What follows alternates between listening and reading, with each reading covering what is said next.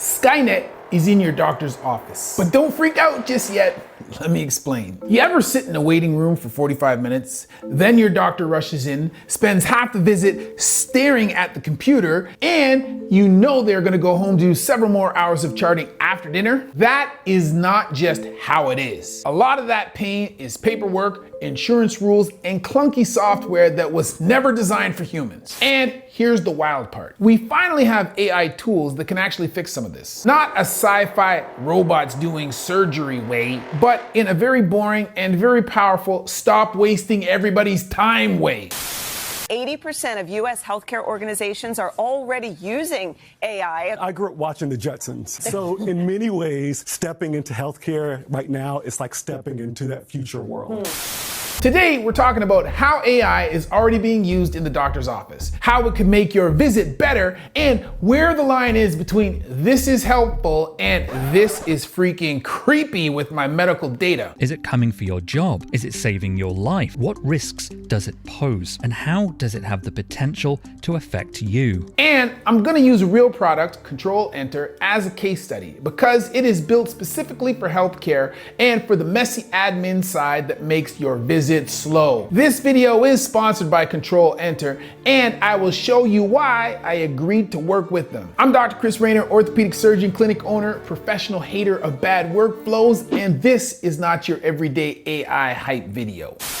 As soon as that refresh button is hit on this screen, those people who need the priority, they just go right up to the top. So being able to detect the disease earlier and then being able to intervene at the earlier stages when we can actually turn things around. For returning viewers, do me a solid and give the video a like and share it with anyone you know who hates waiting for doctors or medical appointments. If you're new to the channel, welcome, watch the video first, and if you learned anything, join our army of intelligent interns learning about healthcare at the end. Don't forget to subscribe and notifications so that you can be alerted Mondays when I post content related to healthcare and science. Let's get to 1 million subscribers together and have everyone arrive there a smarter person. That said, let's get into it. I think we need to understand it as a foundational change in the toolkit we have available. These new machine learning sophisticated models, they aren't the end of the question, it's the beginning of the question. The first big point for all those who are not down with AI is already in healthcare. Well, you're likely using AI now and you don't even know it. If you've scheduled a doctor's appointment, if you've done a telemedicine visit, or even if you just inquired about a non-urgent health need, you've likely used an AI-based tool. You might not see robots in the hallway, but behind the scenes, it is doing a lot of the invisible work. In many clinics, there are AI scribes listening to the conversation between you and your doctor and turning that into a visit note. The idea is simple. You talk like a normal human, the doctor focuses on you, not on typing, and the AI creates a draft note that the doctor then checks and signs after the encounter. What docs love about it is that it increases the patient-doc direct connection because you don't have a keyboard and a screen in between them, and it really does save docs time. Early studies show that these tools can cut documentation time by around 20 to 30% and reduce after-hours charting, which is a huge driver of burnout in physicians. There are also AI systems in the background that flag dangerous drug interactions, remind clinicians about tests or vaccines that you might be due for, and calculate risk scores for things like heart diseases or other potential complications. You know, you could think of the algorithm making the physician rethink, right? So it's checking your work like a spell checker, if you wish, right? Sometimes I disagree with my spell checker with, accents on words in French or things, like it's not perfect. But I will double check. So if your doctor suddenly says, by the way, you're due for your colon cancer screening, sometimes that is their brain, but sometimes that is AI tapping them on the shoulder. Bro, you forgot something. The technology uses artificial intelligence to significantly cut down on the time needed to scan without compromising image quality. AI is also helping read X-rays and MRIs, skin images, eye scans, ECGs. It's actually doing a lot of the more mundane work like tracing tumors, tracing structures, measuring the amount of fat and muscle in body CTs is another example. And so if a computer can do that first pass, that can help us a lot. It is not replacing radiologists or cardiologists, but it is pretty good at highlighting, hey, look here, this might be a problem. So the specialist can then decide. I'm gonna take a closer look at it on dermoscopy, and then I can bring a smartphone over and capture the image. The algorithm will be able to analyze the image in real time and produce an output, whether or not it needs to be biopsied. So me looking at this, I could never tell you this is a patient with heart failure just based on their ECG. What the AI eyeball is able to do is to kind of isolate these two leads and detect some signal that triggers that, yep, this is someone with left ventricular systolic dysfunction and ejection fraction of less than 40%. And it visualizes it in a way that a human reader wouldn't be able to detect. Surveys in North America show that a growing number of clinicians and clinics are using at least one AI tool for documentation, messaging, or scheduling, even if they do not always call it AI. So this is not maybe one day, this is now, bro. The real question is whether we use it well. If you are a patient, you might be thinking, okay, cool. So robots are helping with paperwork. Why should I care? Well, you should care because all that administrative friction shows up in your life as longer waits for appointments, shorter face-to-face time, rushed explanations, lost results. Even doctors and nurses burning out and leaving healthcare. Believe me, the boring stuff is the bottleneck. Fortunately, AI can help with things like reading a 7-page referral so your visit is booked correctly, pulling together your complex history into a summary before your specialist sees you, helping staff understand weird insurance rules so your claim doesn't bounce, flagging patients who keep missing follow-ups so the clinic can reach out proactively. The theme is the same. Stop making highly trained humans do low-value repetitive monkey work. And if you're a patient, the payoff is more time and attention during your visit, and less, sorry, we have to reschedule because something fell through the cracks. If we do this right, AI is not about replacing people.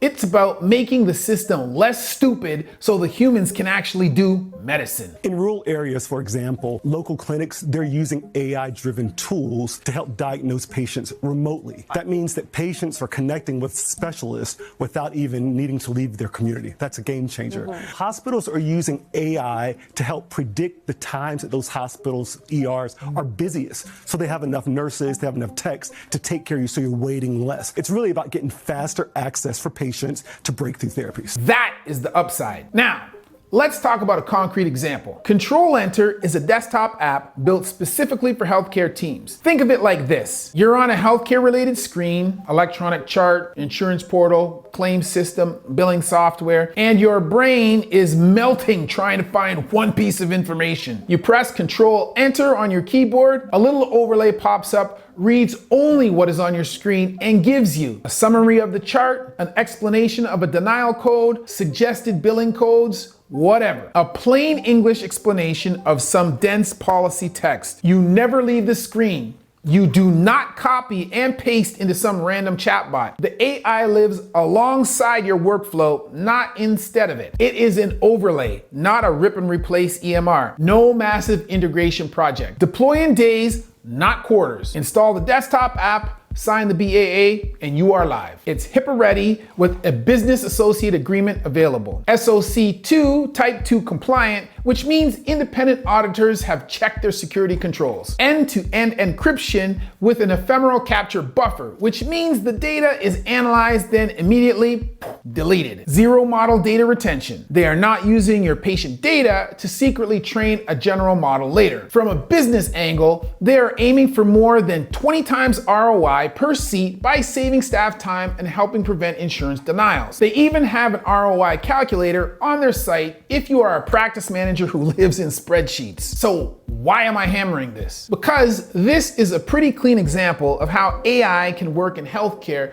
without tearing up your whole system. And this is a good jumping off point to talk about the uncomfortable question. As soon as I say AI reads what is on the screen, half the clinicians are excited and half the patients are thinking, hold up, that is my lab results, my mental health notes, my HIV status. I do not want that flying around the internet. And you are right to be cautious. When you come to see me, I have not only a moral and a professional obligation, but I have a legal obligation to protect your privacy. AI is not. So you really want to be careful about giving your full medical history, your full history of medication, because there can be inferences about your health that you may not want people to know. Healthcare is already a top target for hackers and ransomware. If we just start spraying medical data into random AI tools, we make the problem worse. In fact, One viewer recently called me out on this very topic when talking about Control Enter in a short video. So let's walk through what good looks like technically and legally, whether we are talking about Control Enter or any other AI tool. In a lot of modern systems, AI tools talk to the electronic medical record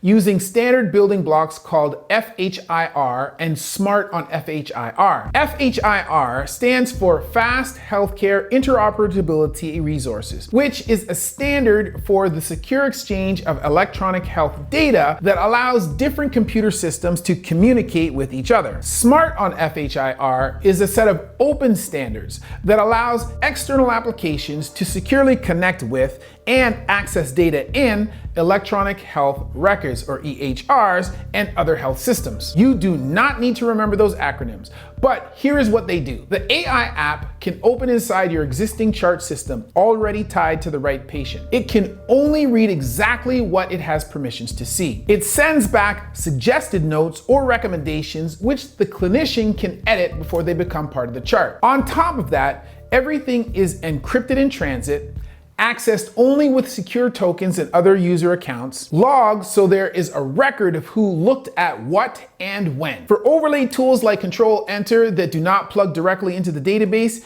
you still want encryption on any data going between your computer and their servers, clear controls over who in the organization can use the app, organizational logs that show when it was used and on which workstation. If a vendor cannot explain in normal language how they keep your data safe at every step, that is a reason to hit pause. In the case of like ambient, it means asking permission. You know, is it okay with you if we use this tool? Here's why I would like to use it. Is it okay with you? Now, sometimes AI models are trained on large collections of clinical data. They do, after all, have to be taught how to do what we need them to do. That training can be powerful for predicting things like which patients might be readmitted, who is at high risk of complications, which treatments tend to work better in certain groups. Now imagine an AI that has read the medical textbooks, has read the clinical literature, and is connected to those charts in real time and can read them. But you don't just throw raw charts into a model and hope for the best. There are rules to this process. Number one, data minimization. Only include patients and visits that are relevant to the task you are training for. Trim timelines so you are not sending an entire life story when you only need the last year. I think the jury is still out whether or not, we want the AI to always look for everything else when it's looking at one particular image, even if it could provide pretty helpful alarms. Step two, de-identification. Under rules like HIPAA in the United States, there are two main routes to achieve de-identification. Safe harbor, remove a list of 18 specific identifiers like name, full address, full dates, contact numbers, face photos, and so on, so it no longer counts as protected health information. Or number two, expert determination. Have a privacy expert design transformations so the chance of re-identifying someone is very low, and document that. And then step three, advanced protections. Newer techniques include differential privacy, where you add a bit of noise so the model cannot memorize any one person, and federated learning, keeping data inside each hospital and sending model updates back and forth instead of raw data. All of this should happen inside the healthcare organization's own secure environment before anything goes to an AI vendor. If you are a patient, you want to hear your clinic say, "We identify and minimize data before using it in any AI system." If you're a clinic, you want to see this documented in writing. And there's this open question about what does it mean to be AI fluent? It's similar, in my opinion, to what does it mean to be cyber secure? How do I know what's phishing? How do I know what not to click on? How do I behave responsibly with computers? End-to-end encryption gets thrown around a lot. Here is what it means in this context. Imagine your medical data as a letter. Without encryption, it's like writing your letter on a postcard. Anyone who handles it along the way can read it. With end-to-end encryption, you lock the letter in a box on your computer using a strong key. It travels across the internet still locked. Only the intended authorized system at the other end has the key to open it. Anyone who intercepts it sees gibberish. Healthcare systems typically use strong, well-tested standards like TLS for connections and AES 256 for the actual data. In good setups, even inside the AI company, data in storage is encrypted, keys are managed in specific special official hardware, different systems inside the company still authenticate each other so one breach does not expose everything. That combination, encrypt, limit access, do not keep data, is what you should be looking for. Is it perfect? No. But you can absolutely tell the difference between a vendor built for healthcare and a general chatbot with a healthcare sticker slapped on it. There are also groups like the American Medical Association and the National Academy of Medicine that do put out guidelines and codes of conduct for responsible use of AI. So right now there are experts and there are various groups that are trying to oversee this and make sure that it's used responsibly. We want people to pursue this creativity to the ends of the earth, but we also need clear processes in place to ensure that before they ever make it in front of a patient, they have been through a series of stage gates and reviews to ensure they are safe, effective, fair, and equitable. Control Enter clearly wants to be on the healthcare side of that line. HIPAA ready with BAA, SOC2, Type 2, zero retention, built as an overlay, plus AI, plus compliance, not as a repurposed general tool. AI is not replacing your doctor. It's just another tool in the toolbox he's going to use or she's going to use to help take care of you. If you run or work in a clinic, do not just install a shiny thing because it looks cool. You should be asking, does this product touch identifiable patient information? Where is the data stored physically? Is our data being used to train models? Does this tool give clinical recommendations? What's the plan if something goes wrong? Who inside our organization is responsible for approving and monitoring AI use? What's this going to look like when I go to the hospital, when I go to the doctor? How's it going to be used to inform decisions? What about errors, false positive, false negatives? Who's going to be responsible? If you are a patient, feel free to ask your clinic some of those questions. You are allowed to care where your data goes. If it's something in as much as it's looking at those patterns to see if it can find like a trace, that would be great. I don't want it to obviously take the role of clinicians who are there to help advise and make like ethical decisions. And even if everything looks good on day one, AI is not set it and forget it. Clinics should monitor how the AI is performing over time. Accuracy, error rates, and user feedback. Think of it like a new medication. You do not just approve it once and never check again. You keep watching to make sure it keeps doing what it's supposed to do. We don't prescribe drugs that don't do the job. Sometimes the drugs have side effects, we understand them, but that's the trade-off that we make using our judgments. We have to make sure too that when we're using technology that it's purpose-built to do the job that we need to do, and that we understand what the risks are when we're using it. Short term, in the next year or so, I expect more clinics using ambient scribes as standard. Tools like Control Enter becoming common, especially in billing and front desk teams that live in payer portals. AI also being used to protect security by watching for suspicious access patterns in EMR logs. This is a win-win proposition in the end if we do it correctly, and we want to make sure we're doing it correctly. For the opportunity to improve access to care, to improve the delivery of care to underrepresented populations, that opportunity is enormous. The optimistic version of this future is not fewer humans. It is humans doing more human things with software that finally behaves like an assistant, not a hostile filing cabinet. If you want to see how Control Enter works, there'll be a link in the description below. This is a paid sponsorship, so if you use that link, it supports the channel while you explore whether it is a good fit for your clinic workflow. Healthcare deserves a shortcut, but not shortcuts on security. Thanks for joining me in this breakdown of AI and healthcare and a discussion about the security of your personal health information. Let's wrap it up with a roundtable analysis from you, the intern army. Comment Team Skynet if you are on board with AI technology, or Team Luddite if you are down with good old pen and paper. Be sure to join my intern army and click on your notifications to catch my uploads every Monday. Paid members get early access and ad-free versions of my uploads. And don't forget to follow my gym, Hubert 2.0 Fitness, for free right here on YouTube, where we post content that helps you move better and prevent injury, or its sister channel, Human at Home, where we show you how to be healthy in the space where you live. Remember to take care of your body, take care of your data, and I'll see you on the next one. As always, that's been a word from Dr. Chris Raynor, not your everyday ortho, where we see one, do one, teach one.